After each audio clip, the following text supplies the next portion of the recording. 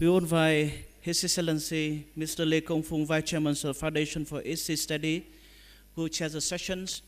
The session 2, we have the powers, directions, and rule-based order in the South China Sea, and very distinguished panelists.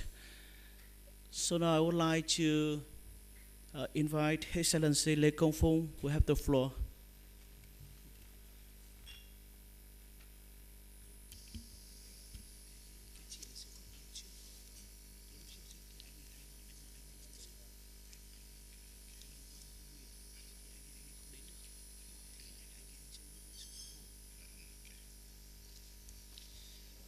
Good afternoon, everyone. We have a big problem that one of the moderator was missing, not in action, but in somewhere here, in this hotel. So I have to replace him. We are now going to the second section. It covers the topic of power interaction and rule-based order in South China Sea. Together with me, there are 4 speakers. All are excellent, but one also missing. And he will be replaced by his colleague. That is Professor Si In-Yong. But luckily, we have the replacement here. Secondly, we have Ms. Colin Willett, former Deputy Assistant Secretary, State Department, United States, whom I think a lot of us know, especially Vietnamese people. Thirdly, we have Mr. Heishi Tokuchi, Senior Fellow, National Graduate Institute for Policy Study, Japan. And thirdly, Ms. Tara Phung, member of the Council for Security Cooperation in the Asia Pacific. Now to start with, I'm honored to invite Ms. Colin Willett. Your floor, please. Thank you very much, and thanks so much for the invitation to come and address you all. I just want to sort of make very clear, since many of you do know me from my previous life, I am a former Deputy Assistant Secretary of State. I don't speak for the Trump administration. I'm affiliated with a think tank in Washington these days. So what I'm about to offer isn't official U.S. policy, but my perspective as a longtime South China Sea watcher on where I think the Trump administration is potentially heading. To date, I don't think we've seen a really dramatic departure from previous administrations, at least in terms of actions and how the administration is handling day-to-day issues regarding the South China Sea. I think that's in part due to the fact that on the water in the South China Sea, things are relatively quiet. We haven't seen any major sort of conflicts or developments. And so as such, in many ways, I think the policy is somewhat on autopilot. Even President Trump's characterization of his approach to Asia Pacific in this new term, which we've talked a lot about, of a free and open Indo-Pacific region, isn't that dramatically different from what we heard President Obama frequently talk about in terms of an open, fair, and transparent political, economic, and social system in Asia. That said, I do think that we're starting to see some signs of a very different approach to foreign affairs overall from the Trump administration, and I think that does potentially have implications for South China Sea policy. So first, just to lay out that the traditional or mainstream U.S. approach to foreign policy over the past several decades, and particularly with respect to the South China Sea, the focus has really been on upholding that sort of post-World War II rules-based order that has benefited the United States. And most of U.S. foreign policy has been based on the idea that that system costs the United States, but it overwhelmingly is to the benefit of the United States. As a result, I think for the past several administrations, you've seen a focus in Asia on building alliances, building partnerships, and creating relationships that are aimed at preserving that rules-based order. And while that rules-based order is far from perfect, in general, that was the sort of accepted wisdom in Washington. As a result, the way the United States defined its interests in the South China Sea has been derived from that overall approach and that focus on the rules-based order. So while the individual rocks and islands in the South China Sea may not have significance for U.S. national security, the thinking went that what does matter a great deal is upholding the Convention on the Law of the Sea, upholding international law, finding peaceful mechanisms for dispute resolution, and preserving our alliances and partnerships. So for the past several administrations, that's how Washington has largely defined its interests in the United States, in the South China Sea. Now, I will say, I think we are seeing something different from the Trump administration. President Trump came into the White House, I think, on the back of a challenge to the assumption that globalization and the rules-based order has benefited the United States, that it benefits Americans. I think a lot of his political message and a lot of his political power comes from people who are challenging that idea, that the United States and that the American people have benefited from the rules-based order. That questioning always existed, but was usually sort of subsumed by the sort of more mainstream view that the rules-based order overwhelmingly benefited the United States. And that the challenge now, I think, particularly comes from the idea that the international trading system benefits the United States.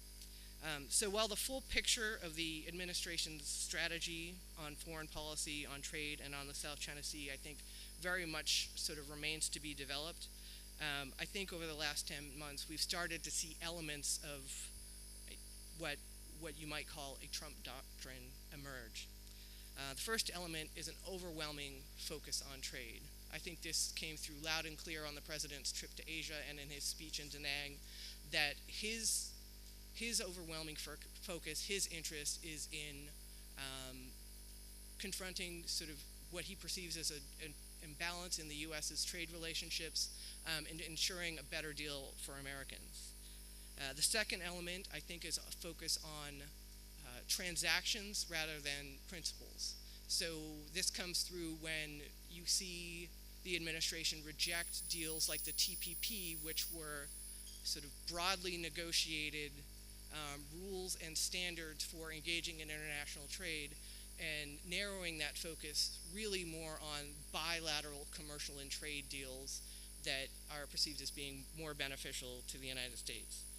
And then the third element is this idea of America first, and I think this is where sort of the biggest implication potentially lies.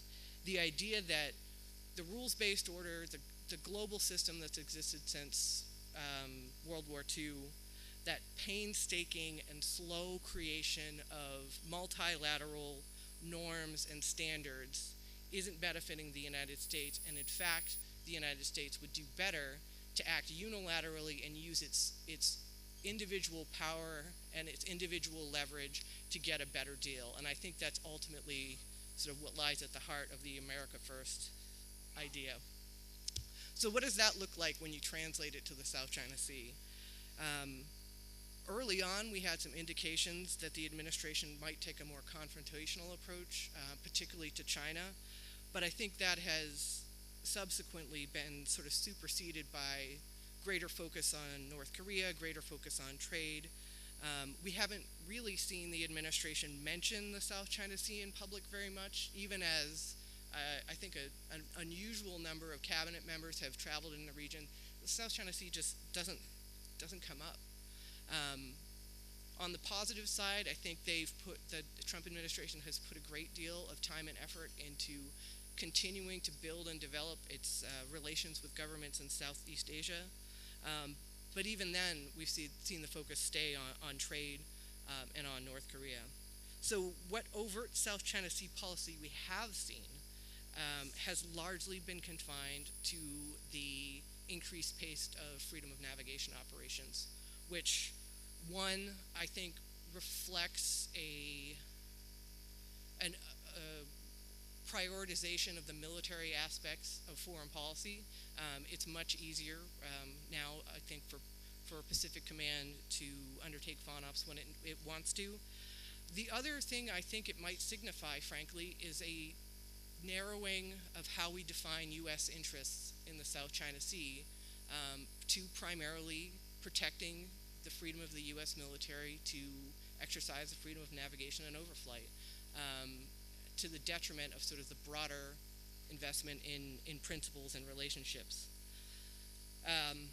That said, while the South China Sea remains relatively quiet, while the focus remains on North Korea and on trade, I'm not sure that we're going to see a dramatic change in how the United States thinks of and talks about the South China Sea. I struggle to think of an event that I think might happen that would bring South China Sea policy into sharper focus. But I will say, just quickly, that I do think we're likely to get a better window on how the United States approaches the question of a rules-based order and whether or not its priority is to uphold the rules-based order in a relatively short time. But the focus won't be the South China Sea, it'll be on trade. I think that to assume that the relatively positive, or not relatively, the overwhelmingly positive visit of President Trump to China, to interpret that as meaning he doesn't intend to be confrontational and that he will be conciliatory, it would probably be a mistake to assume that. There are a lot of indications in Washington these days that there is an emerging sense that the United States needs to be more aggressive, more confrontational in pushing back against what the administration has termed predatory economics in Asia in particular. The question, I think, is going to be, what does that look like? And there's, I think, two basic tracks. On the one hand, the Trump administration can make more aggressive use of the rules-based order. It can use the WTO, it can use other trade agreements and trading systems, it can use US laws that are compliant with the WTO to take a harder line on policies that are inconsistent with international law. And I think that actually would strengthen the international system, and I think it would, in general, be beneficial to all. The other option is for the Trump administration to take a more unilateral and punitive approach to pursuing its trade agenda in a way that is inconsistent with the WTO, that essentially decides that sort of the rules and norms that we've agreed to and played by for the last several decades are too constraining, and to start acting outside of the rules-based order to press its trade agenda. That certainly seems to be where a lot of the rhetoric is taking us, and I think that a decision to do that, to step outside of the sort of existing architecture, the existing systems, would say something about how the United States and how the Trump administration in particular thinks about a rules-based order and how it intends to approach sort of rules-based systems where it doesn't perceive U.S. benefit to be. And so I think that really is going to be the space to watch over the next, say, 6 months to a year. But I'll leave it at that as I'm running out of time. Thank you.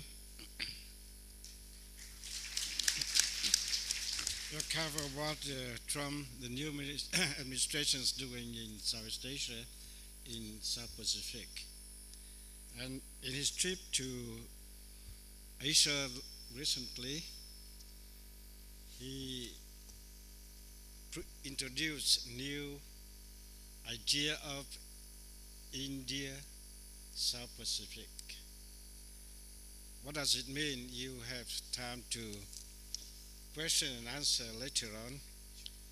But what we want to, I want to grab up a little bit is that Trump administration is concentrating on American first. American first has to face with the hard problem like the North Korea and the trading. The rule-based order is not very much attended by the new administration, and it drew some reaction from internally in the Congress, in the administration, and other department in the United States. So we await to discuss with Ms. Colin. Now the second speaker I'd like to introduce Mr. Haishi Tokuchi. Chief floor, please. Well, thank you very much, Mr. Moderator. First of all, I would like to thank the three organizers of this important conference for extending the kind invitation to me, and I thank all the people who made my trip to this city possible. It's my great pleasure to be able to participate in this forum to discuss maritime security issues, and thank you very much for this honor. I would like to discuss the following 4 points, just in brief. First, Japan's interest in the South China Sea, and second, situations after the PCA award, and third, the advent of the new president in the United States and its impact on the regional order, and fourth and finally, my own recommendation to restore the rules-based order at the South China Sea. First, Japan's interests. Japan has a paramount interest not only in the security of the East China Sea, just in front of Japan, but also, of course, in that of the South China Sea. There are three reasons as follows. One, an economic perspective. The South China Sea has a paramount economic importance for Japan. 1/3 of global maritime commerce, which amounts to $5.3 trillion per year, passes through the South China Sea. Around 23% of crude oil which goes through the South China Sea is headed for Japan, and around 57% of natural gas which goes through the South China Sea is headed for Japan. The South China Sea is also important for its fishery resources. The annual catch from the South China Sea amounts to around 12% of the world sea catch in total, and it provides one of the main sources of protein for the Asians, of course including the Japanese and even the Chinese as well. Two, a balance of power perspective. Maritime expansion of the continental power narrows the security buffer with maritime powers like the United States and Japan, and militate against the regional balance of power seriously. And geographically, the Chinese maritime expansion is bound, all of the Chinese maritime expansion is bound for East Asia, and Japan is one of the very, very few countries directly exposed to the ramification of that expansion. As Japan is part of the first island chain between the Chinese continent and the ocean, and also as Japan's Senkaku Islands in the East China Sea and the Spratly Islands in the South China Sea belongs to China's core interest according to Chinese own definition, not by Japanese own definition. Both China Seas are related with each other, and thus Japan has to be concerned about the peace and stability of the South China Sea as well. And third, the South China Sea is also important to ensure free flow of US forces between the Pacific Ocean and the Indian Ocean, as we already discussed in the morning. This is important particularly because the US military presence has been the indispensable enabler of the regional security. And second, situations after the award of the Permanent Court of Arbitration. China defied the award in the Sino-Japanese summit meeting in September last year. Japan's Prime Minister Shinzo Abe urged Chinese President Xi to seek peaceful settlement of the dispute based on international law. But President Xi told Prime Minister Abe that Japan was not a party to the South China Sea issue and should exercise caution in its words and deeds in regard to that matter. Actually, it is not Japan, but rather China that should exercise caution. Anyway, inappropriate actions of China's public vessels are also continuing. Reportedly, Chinese law enforcement vessels chased and rammed a Vietnamese fishing vessel operating in the Paracel Islands area on this August 7th, and assaulted another fishing vessel to destroy its fishing equipment and throw chemicals in its fishing fish storage. Well, third, the advent of the Trump administration and its impact on the regional order. During his presidential campaign trail, Mr. Donald Trump did not seem to pay much attention to maritime security, but now he joins the international call for peaceful settlement of dispute in the South China Sea.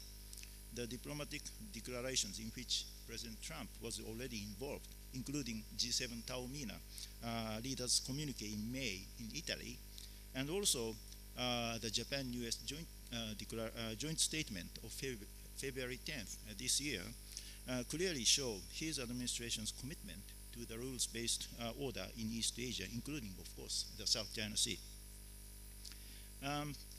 In my view, anyway, Mr. Donald Trump is not all over the United States. You have to note that the U.S. is a diverse country with the established democratic institution.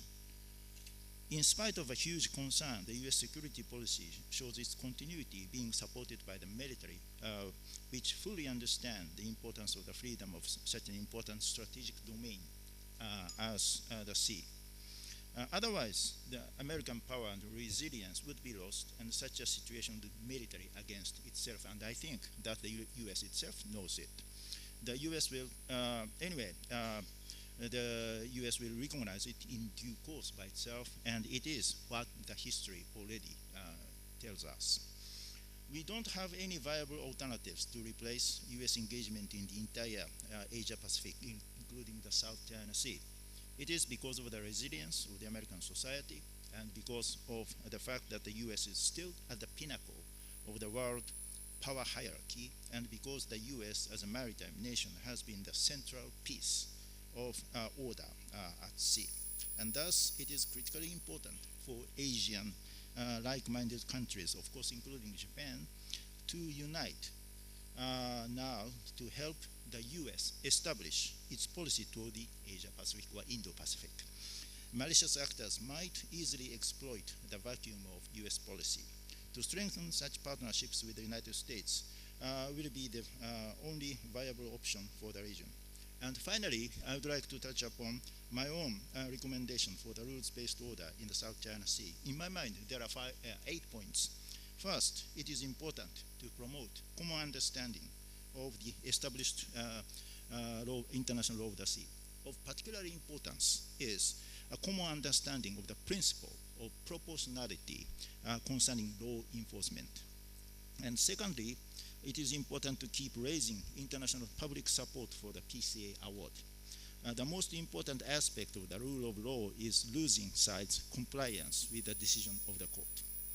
As the court does not have any tools to enforce the decision, and as the PCA award is just declaratory, compliance will not be possible without powerful voice of the international community to support the decision. Third, another way to achieve compliance with the decision is conduct lawful countermeasures to induce compliance. As American professor James Krasker argues, we should withdraw recognition of coastal state rights under UNCLOS to the extent that they do not respect our reciprocal rights in international law. This idea will be more instrumental to correct China's actions than simply relying on the power of international public opinion. Fourth, efforts for crisis management are indispensable. There are several measures worthy of serious consideration. For example, extending some elements of naval queues to maritime law enforcement agencies, concluding a multilateral ink-sea agreement to prevent incident among military vessels and aircraft, and also looking into and exchanging information about the issues related to maritime militia. And fifth, maritime domain awareness. It is necessary for the crisis management to meet and also to meet various non-traditional security challenges, including large-scale disasters, environmental protection, and safe and sustainable fishery. Mastering the efforts of like-minded governments and also non-state actors, such as NGOs and private enterprises, is must to establish effective framework of MDA. And sixth, we should make more efforts to prevent power vacuum and to preserve the balance of power in the South China Sea. The rules-based order becomes stable and dependable only when undergirded by power. Any efforts to enhance the presence of like-minded countries in order to maintain the balance of power will be important. It is also important to help littoral states around the South China Sea, of course including Vietnam, to improve their own maritime security capabilities and capacities. Seventh, prevention of Southeast Asians' economic over-dependence on China. Southeast Asian countries are unwilling to cooperate with the United States and its allies for security, being afraid of China's economic retaliation. Japan and other regional economies should work together to fix this problem. The recent agreement on the core elements of the TPP-11 should be regarded as a very important step for this purpose. Eighth and finally, working for regional security in a wider scope beyond maritime security. Some countries in the region have internal security problems. Unless they resolve and manage such domestic issues, they do not afford to address external threats at sea. For this reason, cooperation to stabilize the domestic societies of the regional countries should be conducted in close coordination with efforts for maritime security assistance. And to conclude my presentation, I would like to emphasize an important point. Today, the region and the world seems to be occupied with addressing North Korea's nuclear and missile ambition, no matter how urgent it is to cope with North Korea. East Asian maritime security has its own lasting importance. The South China Sea issues are not bargaining chips to induce a Chinese cooperation to address North Korea. We must continue to work together for maritime security in the South China Sea to establish rules-based order at sea. Thank you. Thank you very much. Thank you, Mr. Toguchi.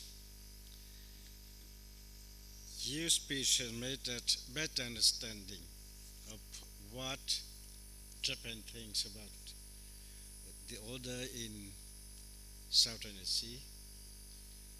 Make us better understanding how concerned the Japanese government and people relating to the things and the situation happening in South China Sea recently. I also have to appreciate my two first speakers because both of them completed their deliberation in time, not over time. We must be rules-based. Okay, that may be rules-based. Okay, now I turn to the third speaker, Ms. Teresa Fallon. You, please. Thank you, Mr. Chair. I'll do my best to observe a rules-based order and keep my time.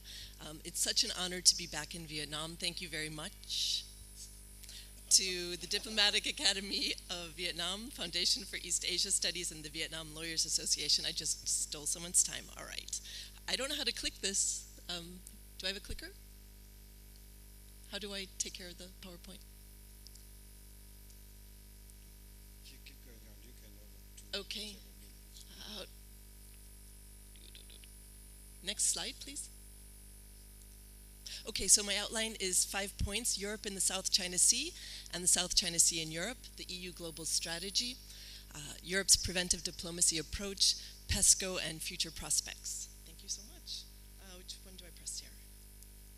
Okay, no. Oh, there. How do I do it? Excuse me? Okay, the big green. Okay, so Europe is typically characterized, when they look at the South China Sea, I call it the JZ problem. They've got 99 problems, and the South China Sea ain't one of them. So they've got internal refugee crisis, Euro crisis, worries about illiberal democracies growing within the EU. So their approach has been rather distracted. So my question is the EU's convenient marginalization in Asia coming to an end? We've seen Federica Mogherini, the High Representative of the European Union, recently state in September, you can read that, but I'll just highlight the European way to foreign policy. That is that unique mix of soft and hard power we manage to exercise has become more attractive and I would say indispensable for many around the world. So the EU has made a lot of sounds over the years, but what are they actually doing now? So this is the 40th anniversary of EU-ASEAN relations, and we saw Donald Tusk speak recently in Manila. He highlighted counterterrorism with information sharing via Interpol and Europol, the fight against piracy, illegal fishing, and any other type of transnational crime at sea. And in a nutshell, EU-Asia relations, EU is China's largest trading partner. EU is also the largest foreign investor in ASEAN. EU's foreign policy interests require the safety of European commerce with Asia, and EU is one of the founding members of ASEAN Regional Forum and a signatory to Treaty of Amity and Cooperation. So EU actually has a lot of interests here in the region, and as we know, 3.5 million worth of trade goes through these sea lanes of communication, main oil and LNG trade routes, and involvement of states beyond the South China Sea. So what happened in 2010 tended to be a wake-up call with the Japanese Coast Guard ship and a Chinese fishing vessel with the rare earths embargo. Then Europe started really paying attention, realizing that this idea that Asia is far away will really affect their economies. And there was a joint filing of a WTO complaint with the US, Japan, and EU. And as we see with the Belt and Road Initiative, which I call BRI, its advancement is getting closer and closer to Europe. Also, with the opening of the Djibouti base, China's getting closer to Europe. It's right in their neighborhood. And we've seen with the revival of the quadrilateral security dialogue, it's a perception issue for the Europeans. It's physically closer now. The Indo-Pacific reframing concept psychologically shortens the distance between Europe and Asia. And as you can see here, the Indo-Pacific concept is highlighted. All right, so we also see Russia-China maritime exercises in Europe. For example, the Black Sea to the Mediterranean in 2015 and the Baltic Sea just this summer in July with live fire exercises off the coast of Kaliningrad, which is a very sensitive issue for the Europeans.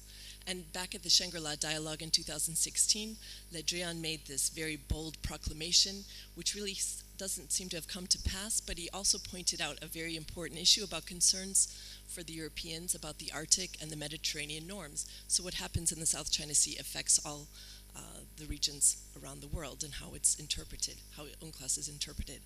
So, but we did see in April 2017, the Mistral formed part of the amphibious task force with Jean d'Arc with off the coast of Japan with the US, and France has Pacific Island interests with New Caledonia and French Polynesia, so they've been very active. Britain sent 2 helicopters to participate in this exercise. China wasn't very happy at all. There was a whole television program on CCTV dedicated to this terrible thing that the Europeans were doing, and it was interpreted by the Chinese as a political signal from France and Britain, and they had this idea that it was a global NATO, but I would say that it's Europe getting more involved in the region. China is interested in what naval capabilities Europe has. This is from a Chinese maritime strategic magazine. So to conclude this section, Europe and the South China Sea and the South China Sea in Europe, there are serious challenges. Economic challenges, because as we know, Europe has a lot of investment in this region, and normative challenges. And as I pointed out earlier, the implications for the Black Sea and the Arctic.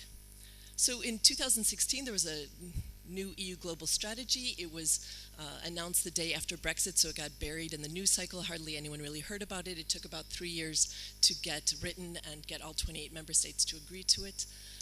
Overall, it recalibrates the overall foreign policy posture of the EU.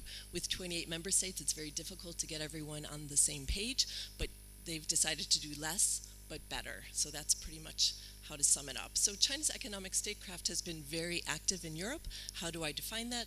Using economic resources, foreign aid, trade, sanctions, and strategic investments. And we've seen how this has influenced EU decision-making in regard to Asia and the South China Sea. This is a chart from Merrick's that shows the dramatic increase in Chinese investments in Europe, and the blue line is the problematic line because Europeans are finding it more and more difficult to invest in China, so they're looking for reciprocity. In 2011, this predates the Belt and Road Initiative. It's a sub-regional carving out within the Central and Eastern European Union, but the key issues here are Hungary, and Greece isn't included in this, but Greece would be the other country that is has a lot of influence from China, for example, their investments in Piraeus port. This also gives China a lot of access to the Eastern Mediterranean that Brussels is watching quite carefully. So there are growing concerns about Chinese investment in Europe because of political influence, control of assets of relevance to national security. There's a great deal of investment in ports, for example, and corporate ties to the Chinese Communist Party can be regarded as potential strategic issues. All right, so I call it the Silk Road squeeze. As we know with the arbitral tribunal decision, everyone expected to have this joint statement from the EU, the US, Japan, to really show that they're upholding rule of law. Henry Kissinger memorably said, "Who do I call when I want to call Europe? Can they speak with one voice?" On this occasion, it was quite clear they didn't. After 3 days of debate, they could only come up with a very watered-down statement which merely acknowledged the arbitral tribunal decision. They weren't in the column of support. So EU's preventive diplomacy approach is their traditional approach to the region. Its resolution of disputes by peaceful means has been one of the foundation of the EU's foreign and security policy in Asia and beyond, and stands as an expression of a rules-based international order. Here are some examples of the EU's diplomacy approach. You'll be familiar with Aceh, for example. And what is the future potential for EU preventive diplomacy within the ARF framework? I would say continued capacity building exercises, sharing of best practices, and capturing lessons learned. So what are the future prospects? There has been demand for closer EU defense cooperation. Last Monday, November 13th, European foreign and defense ministers from 23 member states agreed to deepen cooperation in military matters. This is really a big deal. It has been talked about for many, many years. So this is kind of setting up a European defense union. Why did this come about? Well, so suddenly everything is happening. Things move at a glacial pace in Brussels, but now everything is coming together. So we see PESCO, the Permanent Structured Cooperation, Coordinated Annual Review of Defense, European Defense Fund, which will help fund all of this. The launch of PESCO is expected before the end of the year, and now that things are moving so fast, we want to make sure that they move in the correct direction. Obviously, Europe is very interested in Russia, but I think they should also pay attention to this region. So the Permanent Structured Cooperation on Defense, why did this come about? The Trump scare, when Donald Trump said that he didn't really support Article 5. Later, he did say he supported it, but it was enough to really kind of get the Europeans to start paying attention about their own security. And then with Brexit, Britain traditionally was against any sort of security cooperation. So with the British leaving, the continental Europeans are getting together and working together on this. So, and here are some statements to show that they support it, another step in the direction of the army of Europeans. And, okay, so PESCO is a framework rather than a policy. It's in the early days, but there are already 47 projects on the table. 10 should be decided by the end of the year. There are possible constraints. EU member states could try to slow it down, but it's kind of on a voluntary basis. And there are even talks that the UK could join it even though they're no longer a member of the EU on a case-by-case basis. And the next step is a Euro-Asian connectivity strategy.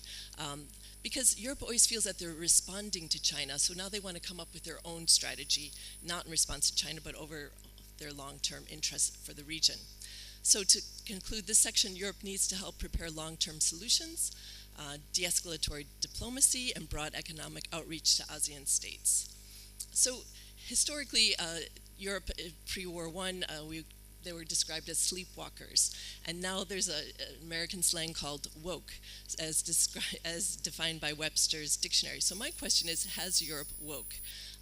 There are numerous situations that they're aware of that could spark military conflict in East Asia, accidental collisions at sea or in the air, and actions taken by third parties like North Korea have really gotten the attention of Europeans. So to conclude, Europe has an interest to help build up a robust, multilateral and rules-based security order in Asia.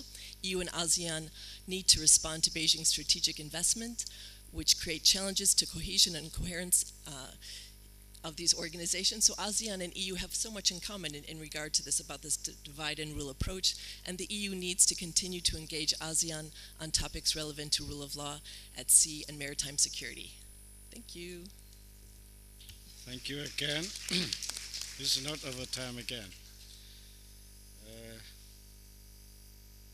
There's something that I am very interested in, you said the EU now has waken up. Means you have been sleeping for a long time. We have discussed about that. How long you have been waking up. Our last speaker, Mr. Xi Yong, was not here, but his colleague, an excellent replacement, will present to us what Mr. Ying Yong wants to do. Okay. Thank you very much. Professor Jin Hong is very sorry for not being here today. I will present his paper.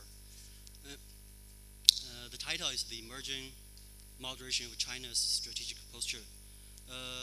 After Xi Jinping came into power in 2012, due to various causes, the China's past performance of a strategic posture was characterized mainly by assertiveness and expansion with hardliner actions. They included continuing a more drastic build-up of strategic military forces, drastic expansion of China's strategic military activities, continued intense military confrontation with Japan, massive reclamation of land and deploying of military capability in South China Sea, and so on and so forth. These strategic actions result in both positive and negative consequences for China. They strengthen China's military or strategic hard power, extended its strategic presence, created or enhanced its position of strength in the disputed spots and areas, but damaged China's international soft power, made the gap between its nice words and hard deeds so prominently, complicated further its peripheral diplomatic or strategic situation, while increased, remarkably, the risk of conflict with Japan as well as the United States, and mobilized them to mobilize them militarily. Moreover, it increased the possibility of some severe strategic overstretch of China. However, there are already changing situations, both domestically and internationally, from the Chinese perspective. Domestically, slow but adapted downturn of economic growth and much increased financial deficiencies, together with much increased need for funds for other indispensable national expenses, made the issue of sustainability of the very assertive strategic posture potentially prominent. But more important was the international risk of military conflict with Japan as well as the United States, further deterioration of relationship with maritime neighboring countries, especially in the South China Sea, right? And backfire effect in terms of U.S. military technological advancement and the Japanese searching for military rights and prowess. There are also the drastic change of the Philippines' foreign policy, which forced China to somewhat moderate over South China Sea issue. All of these had their impacts on China's strategic behavior in the direction of moderation in East Asia and the West Pacific, even before Donald Trump was elected as the president of the United States. This includes especially that China began softening its posture over the South China Sea around even the eve of a G20 summit in Hangzhou, with Japan reached in November 2014 the four consensus agreement, and the agreement with the United States for preventing the clash between the military of each side. But still, Trump, with election, is the tipping point in the sense that he imposed fear on China in terms of trade policy, in terms of the One China policy. his phone call with the Taiwan leader Tsai Ing-wen soon after his election, and his statements about to shake one China policy and take it as bargaining chip was so highly disturbing.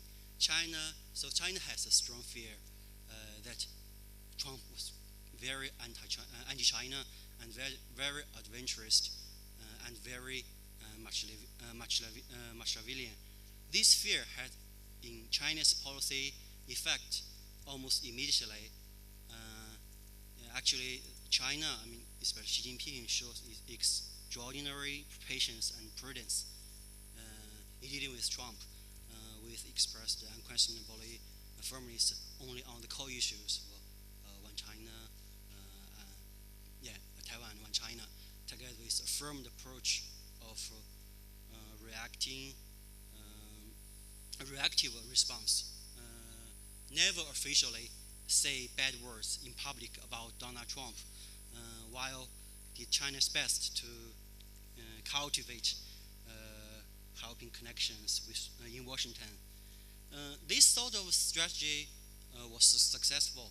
Trump has changed in almost instantly as to endorse China's U.S. traditional one China policy, which greatly increased Xi's confidence in managing Trump. Moreover, managing was reciprocal.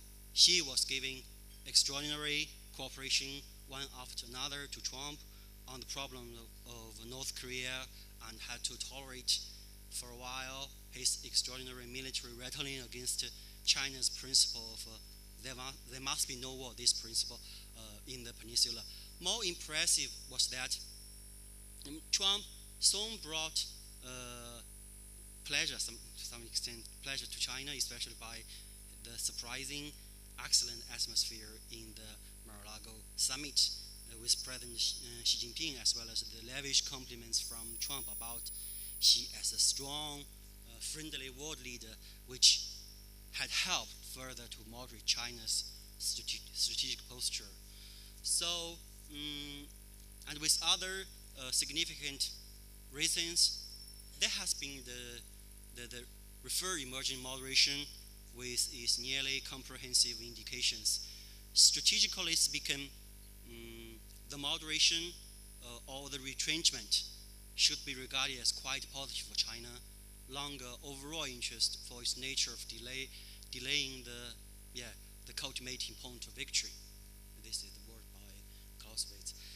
First, one has to pay intensive attention to that China's behavior towards North Korea's adventurism has become extraordinarily harsh comparing to the past. Doing so many and so quick, what the previous Chinese leaders had never been willing or dared to do.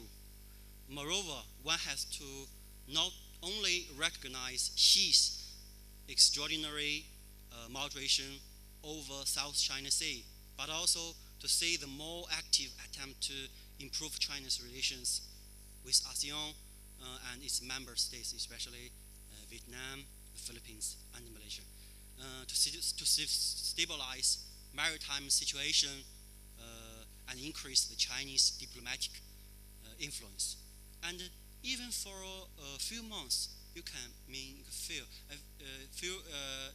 for a few months, there was no further statements on the importance of U.S. On the China-Russia strategic partnership and military cooperation for the benefits of the relationship with Washington. There has perhaps been less naval activities in the maritime areas near to Japan, with President Xi repeated statements since late May 2017 that China hopes to improve relations with Japan. Also quite encouraging, the moderation or retrenchment continued and was enforced around the Chinese Communist Party of the 19th National Congress, which might prove quite significant as to China's general policy in the predictable future. Actually, towards the end of the August 2017, almost suddenly both India and China withdrew troops along the strategic border area of Dockram to end, or we say to suspend the military face-off, and also a breakthrough of China RK high tension drastically emerged on October the 31st, 2017. China, shortly after the end of the Congress, delinkaged the relations, or in fact abandoned the policy in CCG on as long as more than 1.5 years.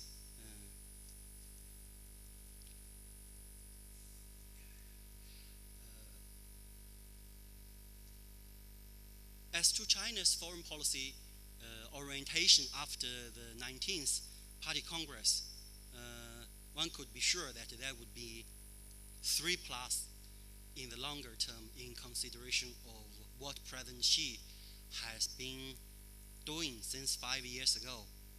One is the efforts to broaden and deepen China's active involvement of global political economy and global governance, together with searching for a leading role in some selective fields.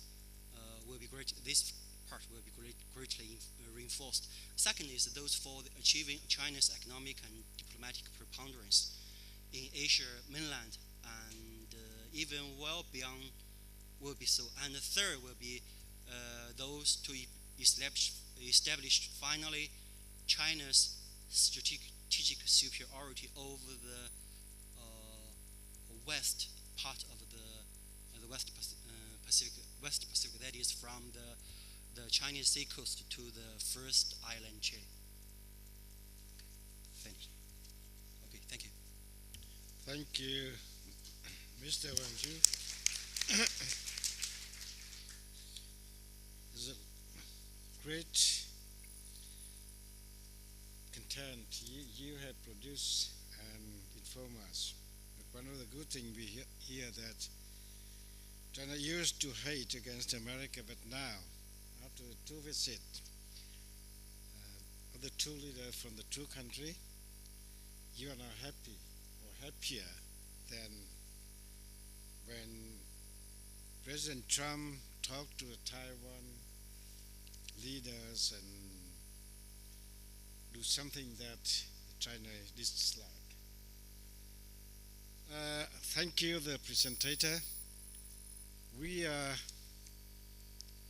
having nearly over 20 minutes more, but the Secretariat has asked me that I can delay for another 50 minutes. We mean that.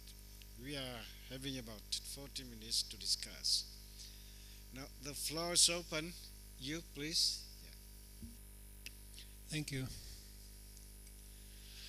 I'd like to take up an issue raised by Tokuchi-san in his paper towards the end, where he alluded to the linkages between the various potential crisis areas in the Western Pacific, the Korean Peninsula, South China Sea, and also we can add Taiwan for this, because it's a point we've been considering and pondering, and that is and the extent to which China will actually link these three areas, and more immediately the Korean Peninsula with the South China Sea. And in this connection, let me direct my question to Colin Willett.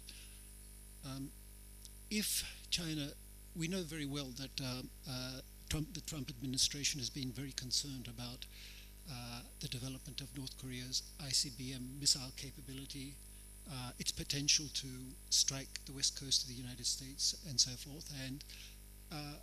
And people, those who work on North Korea, have emphasized that China is indeed the key to bringing about North Korea's cooperation, though the relationship with North Korea has deteriorated significantly. So in this connection, to what extent would the Trump administration or a future administration actually begin to concede the South China Sea in some way for the sake of obtaining China's cooperation over the Korean Peninsula. It's an issue that I would like Tokuchi-san to address because it concerns Japan directly as well.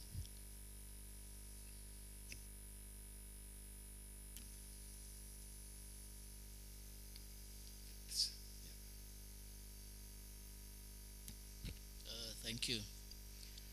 First of all, my appreciation goes to the Diplomatic Academy for hosting such an excellent event, and this is already entering the 9th years, so I believe that such an event is recommendable indeed. Secondly, my appreciation also goes to all the speakers. I would like to ask specifically to Ms. Willett of the US. I think we all know that the US is not a signatory to the UN Convention Law of the Sea, while all the other countries involved in the South China Sea issues, they are all the signatories. So my question is, with the current development, do you think that that situation is more a hindrance to the US to be more relevant in the issue, or do you think that on the contrary? So I would like to know your opinion. Secondly, my question goes to all of the speakers. The title is the rule-based order in the South China Sea. All my thinking is that when you talk about rule-based order, then my thinking is only the UNCLOS, the UN Convention Law of the Sea. So I would like to get the some further information from all of you. What are the international laws or conventions which are relevant to deal with the South China Sea issues besides the UNCLOS? Thank you. Thank you. Two from here and one from here, and we. Yes. Yes. My question's also to Colin. Colin, when you look back at your time in the Obama administration, what would you do differently, given the benefit of hindsight? It seems to me that in the shadow of the Trump administration and some of its inconsistency on messaging, the second Obama administration is getting a bit of a false glow of nostalgia for when, in fact, I think on the rebalance, it had perhaps a moderate pass grade, no better than that compared to the first administration.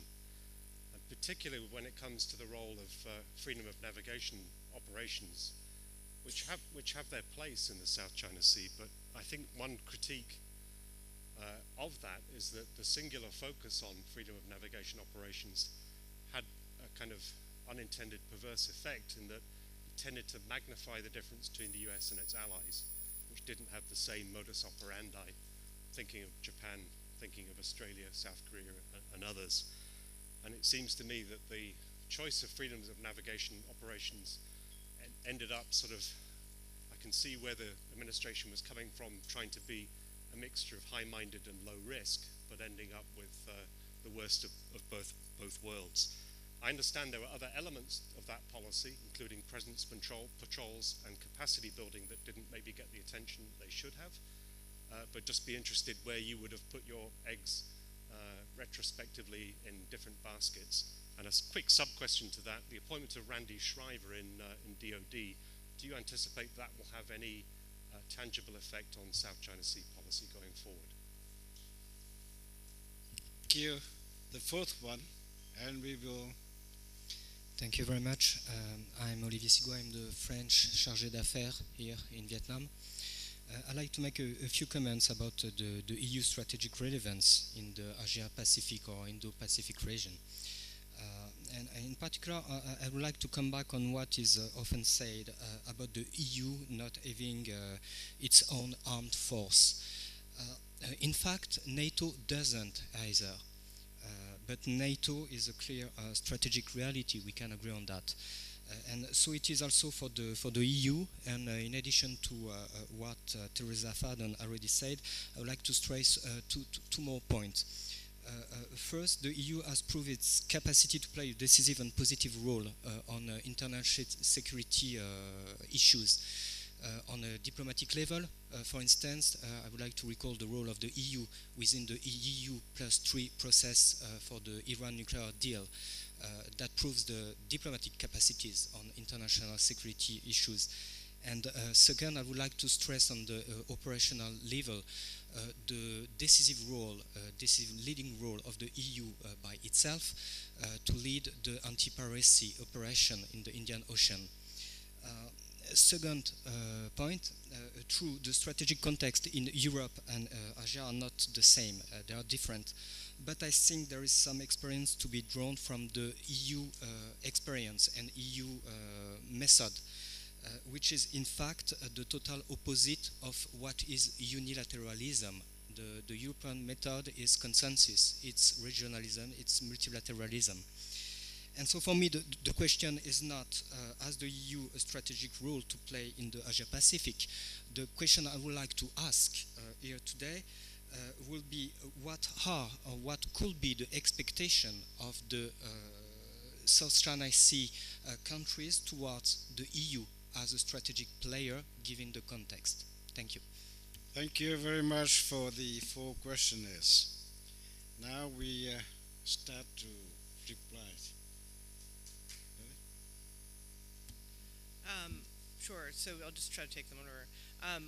On the question of whether or not President Trump might make concessions on the South China Sea to Beijing in trade for Beijing sort of delivering what he wants on North Korea, I can't speculate, but I would say that the idea, one, that Beijing would make that deal, or two, that Beijing could deliver what Trump wants on North Korea, I think is fairly far-fetched, and I don't know that there's anyone in Washington that would make the argument that somehow we could get China to sort of put a stop to what North Korea is doing if we trade them something else. I'm not sure that premise really holds.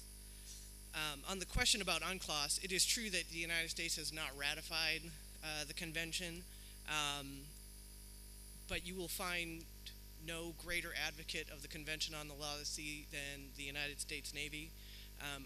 For decades, the United States has taken great pains to comply with the Convention on the Law of the Sea and all its operations, in part because we have tremendous global interests, we have tremendous global trade, we have a Navy that operates the world over, and all of that depends on the Law of the Sea holding. And so while it's true that we have not yet ratified it, it has been the position of all recent administrations that the United States should ratify it and that the United States should follow the convention. In terms of whether or not it's more relevant now, it's tough to say. I don't think the Trump administration has actually articulated its views on the Convention on the Law of the Sea. In fact, President Trump managed to make it through 12 days in Asia without ever actually saying the words Convention on the Law of the Sea. So hard to tell. In terms of what would I do differently on the pivot or the rebalance to Asia, particularly with respect to FONOPS, there's probably a lot of things, honestly. I think the first thing that I would do differently is I would better resource the aspects of the rebalance or the pivot that were not military in nature. It was a challenge all through the Obama administration to put the money and the resources that we wanted behind the economic initiatives, behind the people-to-people initiatives, behind the political initiatives that we wanted to. And that, I'm not sure how we would have changed that, given that events elsewhere in the world made that very, very difficult. Politics in the United States brought us things like sequestration and outright shutting down the federal government. So money was always tight. But I would have liked to have better resourced the diplomatic and economic aspects of the rebalance the way that they were envisioned to happen, but just ultimately, I think, suffered from sort of politics and from a diversion of resources elsewhere. With respect to FONOPS, yeah, I mean, a decision was made at a particular point to talk about freedom of navigation operations in the South China Sea in a way that we never had before. And it's been really hard, I think, to make people understand that FONOPS never stopped. We do FONOPS all over the world, all the time, in a very sort of low-key manner. But we made a decision in the South China Sea at one point in an effort to reassure, various constituencies about what we were doing, and that we were consistently present. And then it kind of became this self-fulfilling prophecy where it sucked all the air out of the room. The only thing that people focused on was, where is that guided missile destroyer now? And I think it took on a life of its own in a way that certainly I never intended. And I've had a couple of conversations with colleagues at PACOM who do think that maybe was, I mean, at the time it was well-intentioned, but it did, I think, create the perception that our South China Sea policy was all about FONOPS, when in fact, FONOPS are so narrow in scope, and they are a very particular tool with a very limited use, and it sucked the air out of the room. And it was very difficult to get anyone to focus on anything else. And so I think that is unfortunate. Part of that actually came out of people not fully understanding what exactly FONOPS are, talking about them. But anyway, on the question about whether or not the confirmation of Randy Shriver as Assistant Secretary of Defense for Asia Pacific and South Asia, I don't know. I think there are, on issues like South China Sea, on issues related to foreign affairs, sometimes you have these competing interests. I mean, I think that Randy Shriver is a tremendous mind on Asia. I think he's very smart. I think he has the right instincts. The question is, and frankly, I think Secretary of Defense Mattis, if you read his speech at the Shangri-La Dialogue, all of it is very consistent with U.S. policy over the last several decades in terms of upholding the rule of law, upholding our alliances, being very consistent in our policy. There are other people in the administration with different instincts, and whether or not, finally having someone in the ASD position at DoD makes a difference. It could, but I can't guarantee it. Anyway, I'll stop there. Thank you very much. You speak longer than the time Sorry. you've given. Now, the second lady in my team, please. Okay, thank you for your question. If I understand correctly, it's what is the expectation for South China Sea countries as a strategic player for Europe in this context? Just a couple of comments. I know it's not the sexy stuff, but people even told me today the EU can do a lot of the low-hanging fruit. They have a lot of things in their toolbox that ASEAN members are very interested in. Fisheries, anti-piracy, policing, examining of ports. All of these are very, very important issues, and Europe has a lot to offer, so that shouldn't be underrated. And I would just add that in my view, EU-China relations are really at one of their lowest points, because for the last 2 years they've been unable to sign the annual statement at the end of their meeting. After the Belt and Road Forum in May, the EU refused to sign the statement, which really shocked China because they expected to rule and divide, or divide and rule. And Europe has tended to fence it. It's a comfortable position. You don't have much to lose if you just sit on the fence. But I would say France is really leading on this, and now Germany is in tumult with the inability of them to create a new government. But France, Germany, and Italy in February approached the Commission to have a foreign direct investment mechanism. And this has never happened before. And it doesn't say it's for China, but my impression is it's largely due to China's strategic buying of high-tech industry in Europe. So there's been a sea change in views in Europe. So this is coming across. And then you mentioned anti-piracy in the Gulf of Aden. So we've seen China there, Japan, South Korea. So people are wondering, if China's in our neighborhood, why don't Europeans do something in their neighborhood? So there's kind of a boomerang effect that's occurring. The more that China does in the European neighborhood, it does raise questions and issues. So, and then the other issue that I think is very important are the arms sales. Europe doesn't have strategic arms sales. They sell to everybody, anybody who wants to buy something. So there's kind of arms racing, and European companies are making a lot of money out of that. I'm concerned about this, and also the dual technology transfer of goods to China, for example. It's really helped the PLA leapfrog dramatically. So Europe, I think, needs to come up with a better strategic approach to that. Thank you. You have anything to speak with the... Okay, thank you. I have one comment about the relationship between the United States and China in dealing with North Korea. In dealing with North Korea, we had at least three illusions. First, North Korean regime will not survive for a long time. Therefore, someday it would be open to the international world. It was not the case.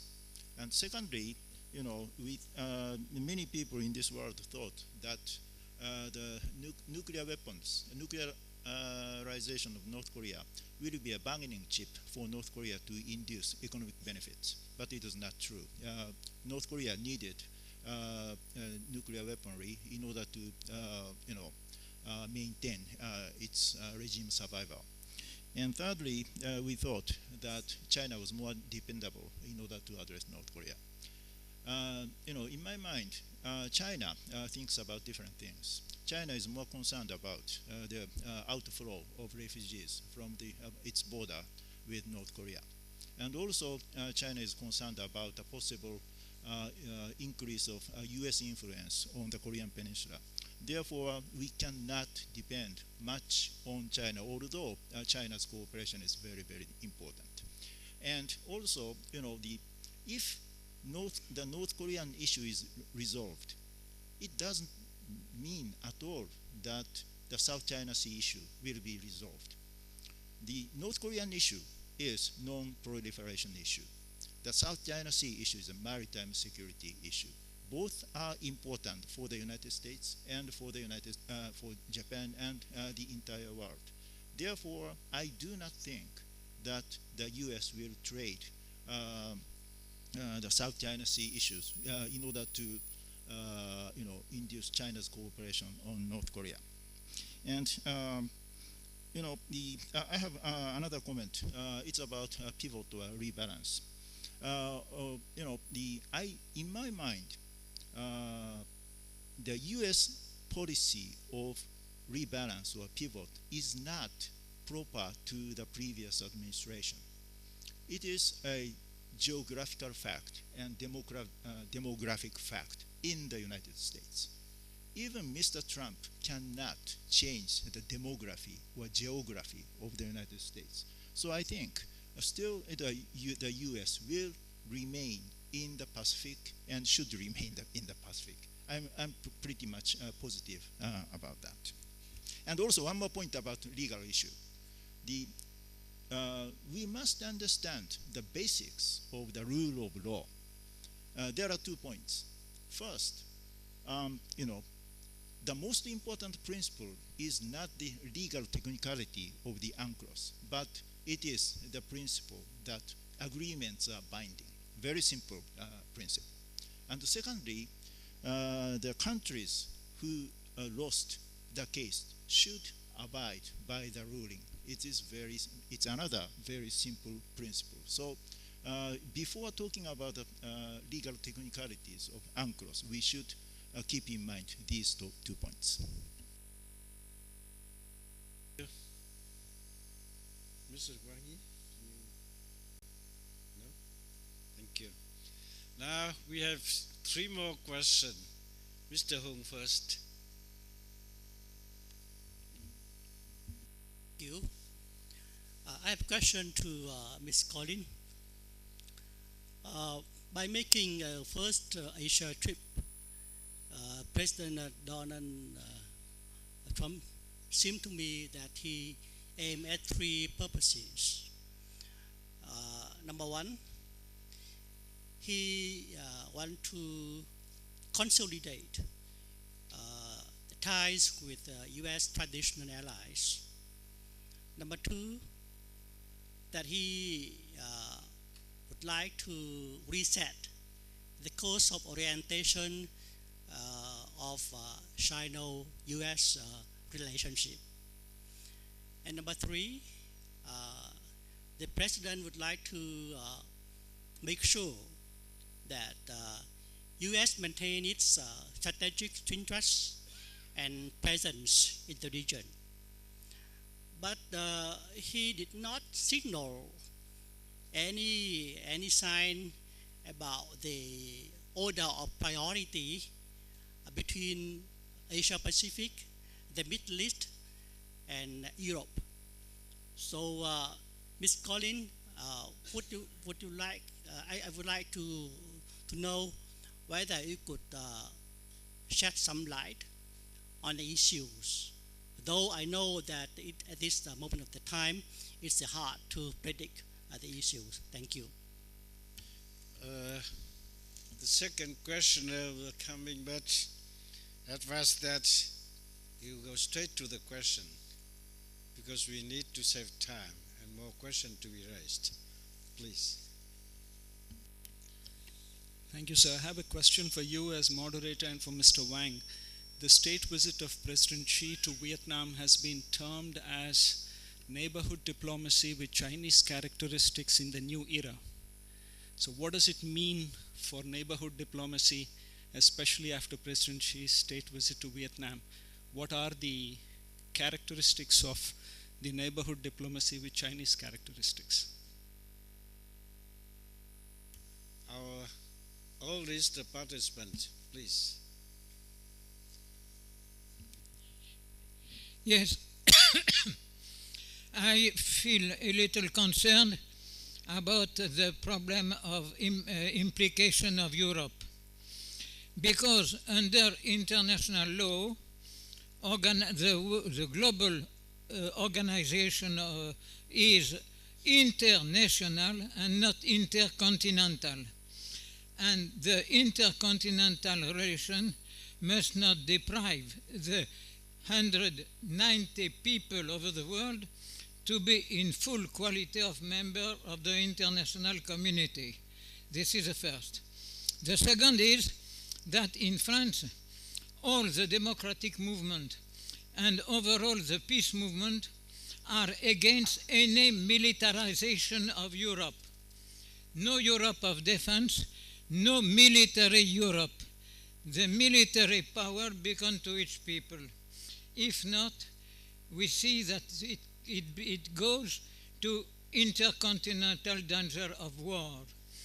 And when we speak about this, in France, we are all progressive members, all progressive movements, the peace movement and others, are fighting against NATO and for dissolution of NATO, because regarding the principle of collective security organized by UN Charter, NATO is exactly the same as a private police in a state. We want the dissolution of NATO, and of course, we are against PESTO. Thank you. Thank you. One more question, please. Please. My question is for Dr. Fallon. What is your opinion on the role of the EU in combating illegal fishing in broader Asia? I think thus far the EU has been willing to use the yellow card against some offenders in Southeast Asia, but not against the world's largest fishing fleet, and also the fishing fleet driving most illegal fishing and destabilizing activities in the region. Thank you. We start again. You go. Okay, just really quickly on the question that was directed at me. Trump's Asia trip. I think, sir, your laydown of the objectives is essentially correct. I do think that the purpose was in large part to reinforce ties with allies and key partners. I do think there was an intention to reset, to a certain degree, China-U.S. relations, and then also to ensure that we were signaling continued U.S. interest in and strategic presence in the region. In terms of how the Trump administration prioritizes these objectives or how it's pursuing them, I don't think we've seen yet a clear elucidation of what their strategy is, what their vision for an Asia-Pacific policy looks like exactly, beyond the, I think, clear focus on trade and better promoting sort of U.S. exports, frankly. I think that remains to be seen. It's something that's, as far as I can tell, very much under debate in Washington, but I don't have a clear sense of where the priority is and what that strategy is going to look like once the administration has had time to really review it. Mr. Toguchi, no? Thank you for your question, Blake, about IUU fishing. It's true, the EU hasn't issued any cards to China. They have to Taiwan and to Thailand, and I think that that's a very good question. I'm going to have to look into that because it's a big issue even off the coast of Africa. I was at a conference recently at Chatham House about IUU fishing, and these countries say they can see the ships, they're Chinese ships, and they can do nothing about it. They don't have the ability to even catch them. So this is growing on the radar of EU Mare, but you're right, they haven't issued a yellow card yet to China. So thank you.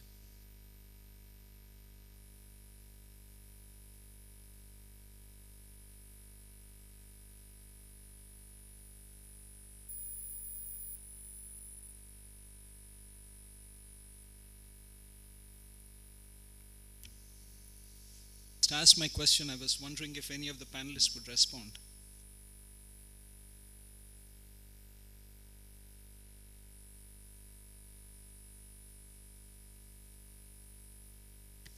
Thank you. Thank you.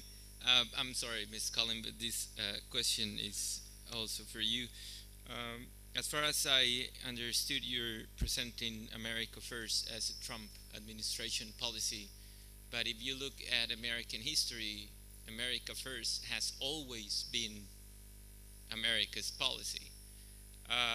So is it that Trump, in his clumsy way, is just being less hypocritical than other administrations? And then the other thing, and I'm actually landing a question, I just need to frame it a bit, is that you're saying that America has always fought for the upholding of international law as an interest of America, but if you look at the facts in history, and I'm not talking about alternative facts, if there is one country that has always fought against abiding to international law, is the United States.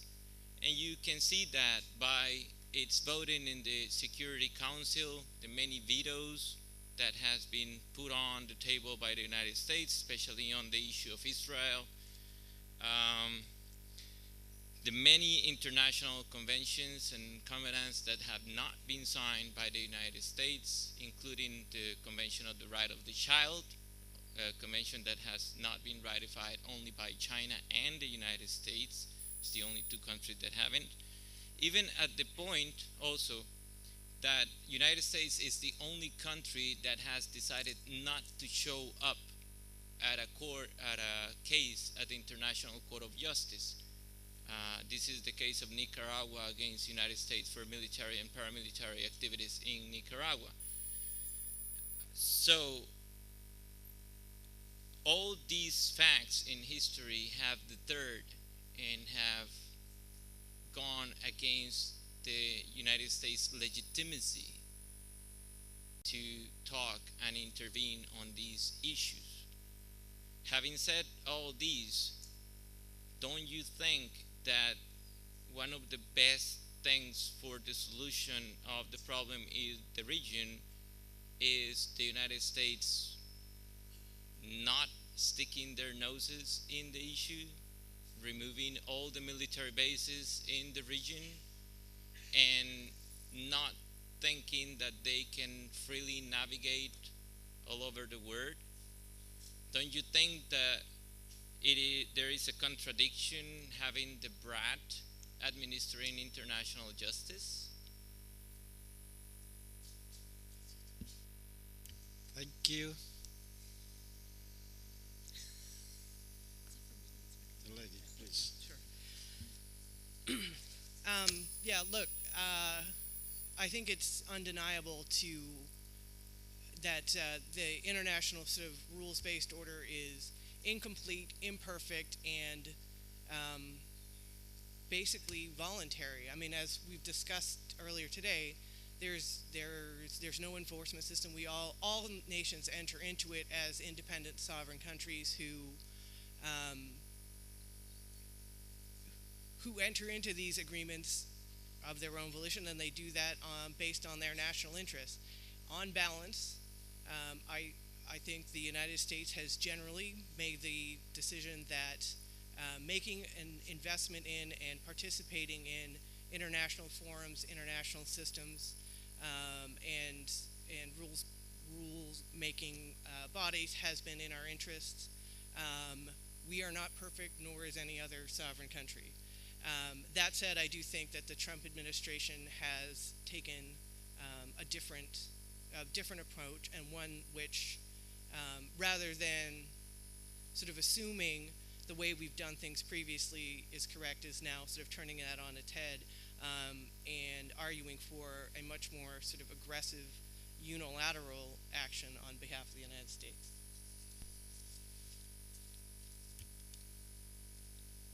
Okay, the last one. Thank you very much, Mr. Chairman. I have one comment and question to Ms. Colin.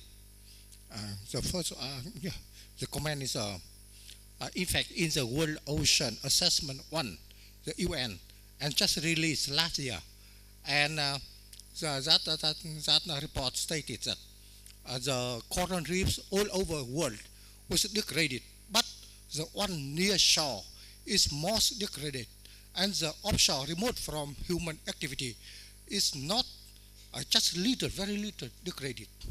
And the ecological, some researchers show that the ecological service of 1 hectare of coral reef can provide about $130,000 US per year.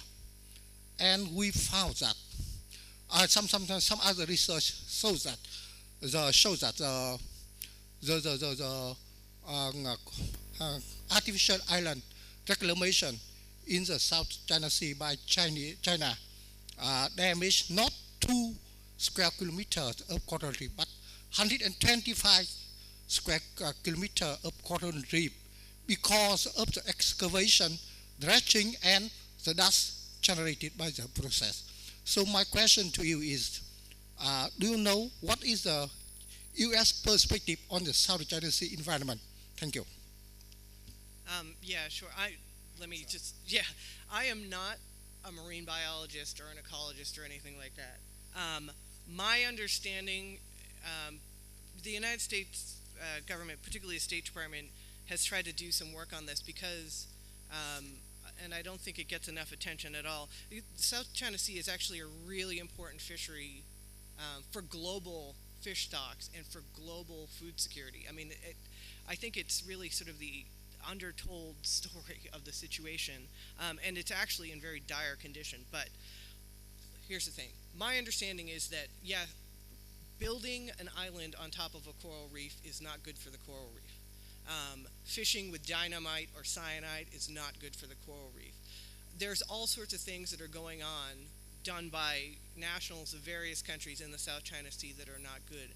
I would say the number one thing that is a problem, frankly, and this is a completely sort of non-expert position, It's the fact that you have at least half a dozen, if not more, countries fishing in the South China Sea in a completely unregulated and uncoordinated way. You can't take fish out of a waterway at the rate that people are taking it out of the South China Sea and expect that to be a healthy fishery. So to me, the number one problem is overfishing. And yes, land reclamation is part of it, and yes, sort of some of these destructive fishing practices are part of it.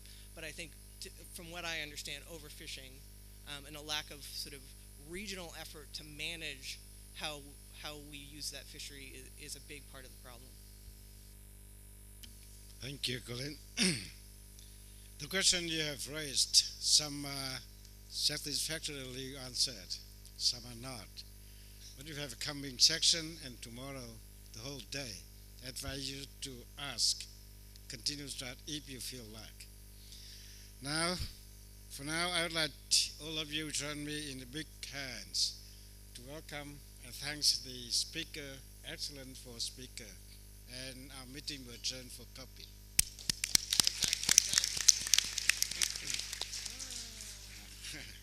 Thank you. Thank you, Colin. Thank you. Okay.